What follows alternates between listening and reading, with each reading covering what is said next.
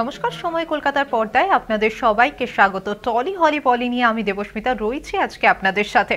প্রথমেই নজর রাখবো টলি পাড়ার দিকে। রাজ চক্রবর্তী বরাবর নতুন কিছু করার উদ্যোগ দেন নতুনদের সুযোগ। তাই পরিচালকের সোশ্যাল মিডিয়াতে যখন এক ঝাঁক নতুনদের মহড়া দেওয়ার ভূমিকা দেখা যায়, তখন তরুণ রক্তের প্রয়োজন বোঝা যায়। কি এমন বিষয় ছবি? শোনা যাচ্ছে কলেজ ক্যাম্পাসে রাজনীতি নিয়ে ছবি করতে চলেছেন রাজ চক্রবর্তী। সেপ্টেম্বর থেকে শুটিং শুরু। কিছুদিন আগেই অভিনেতা সঞ্চালক রোহন ভট্টাচার্য এই ছবির সঙ্গে যুক্ত থাকার কথা শোনা গিয়েছিল। ভিডিও অনুযায়ী কাস্টিং এর তালিকায় থাকবেন ওম, জন ভট্টাচার্য, দেবদত্ত রাহা, শ্রেয়া ভট্টাচার্য এবং অন্যান্যরা। এও শোনা যাচ্ছে যে এক তদন্তকারী পুলিশ অফিসারের ভূমিকায় দেখা যাবে শাশ্বত চট্টোপাধ্যায়কে এই ছবিতে। যদিও এ প্রসঙ্গে কোনো অভিনেতাই মুখ এখনো খুলতে রাজি নন।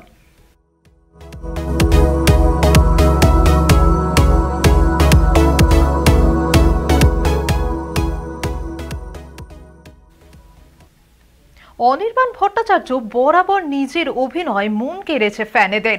রঘু ডাকাতের চরিত্রে দেবের লুকসকে যদি কেউ মাত দিতে পারে তবে তা অনির্বাণ ভট্টাচার্য।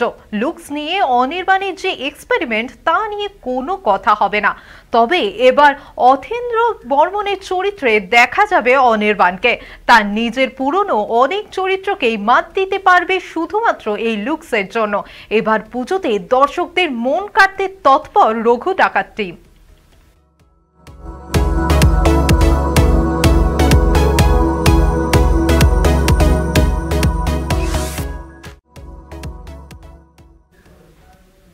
কিছুদিন আগে কাঞ্চনা মৈত্রর একটি ভিডিও ভাইরাল হতে দেখা গেছে নেট পাড়াতে।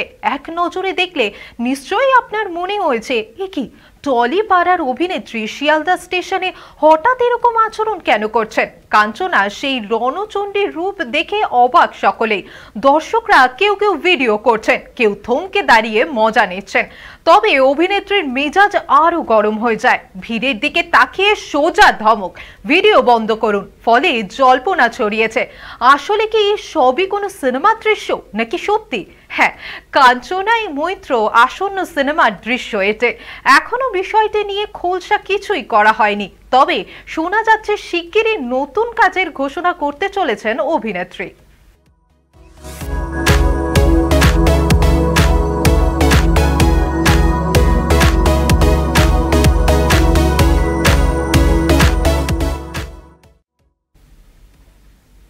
ইতিমধ্যে শুরু হয়েছে অমিতাভ বচ্চনের সঞ্চালিত জনপ্রিয় অনুষ্ঠান কৌন বনেগা করোড়পতি 17। চলতি মরশুমের প্রথম কোটিপতিকে পেয়ে গেল অনুষ্ঠানের নতুন সিজন।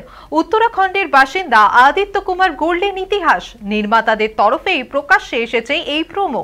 কোটি টাকা জেতার আনন্দে প্রতিযোগীর সঙ্গে উচ্ছ্বসিত সঞ্চালক বিগ বি নিজেও। প্রোমো শেষে পরিষ্কার, এবার 7 কোটি টাকার প্রশ্নের জন্য খেলবেন আদিত্য। নিজের পরিচালনার ঢঙেই অমিতাভ জানালেন 1 কোটি টাকা জিতেছেন আদিত্য।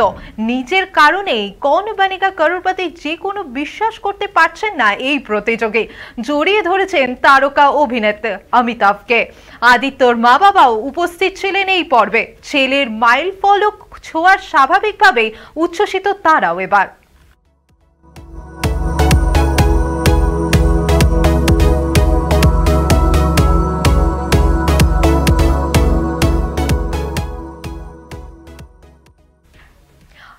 আবারও বিতর্কে বলি খিলাড়ি। আসন্ন ছবি জলি LLB 3 এর নির্মাতার নতুন বিতর্কে জড়ালেন অভিনেতা অক্ষয় কুমার, আরশাদ ওয়ারিয়ান এবং পরিচালক সুভাষ কাপুরকে পুনেতে একটি দেওয়ানি আদালতে তলব করেছে।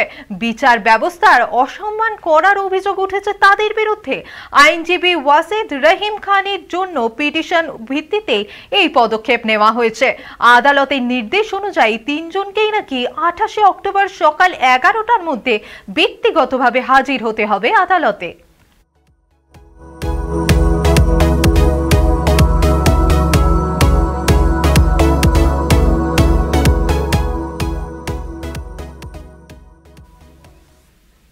প্রথমবার সিনে দুনিয়ার অংশ হিসেবে পিতা পুত্র একই মঞ্চে। ছেলে আরিয়ান খানের প্রথমবার পরিচালক হিসেবে আনুষ্ঠানিকভাবে হাতেখড়ি করেছিলেন।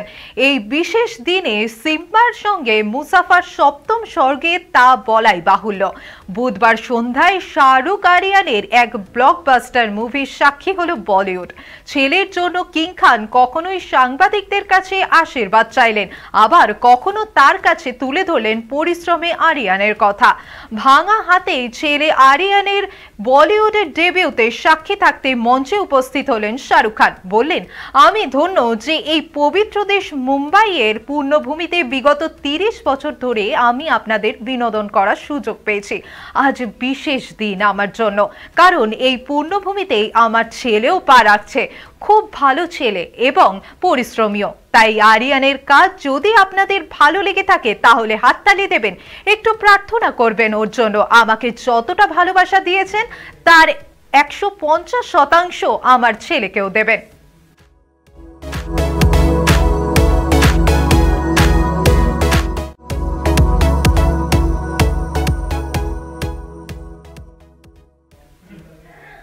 টলি হলি বলি এখনকার মতন এই পর্যন্তই। বিনোদন জগতের আরো খবর পেতে নজর রাখুন সময় কলকাতার পর্দায়। সময় বলবে সময়ের কথা।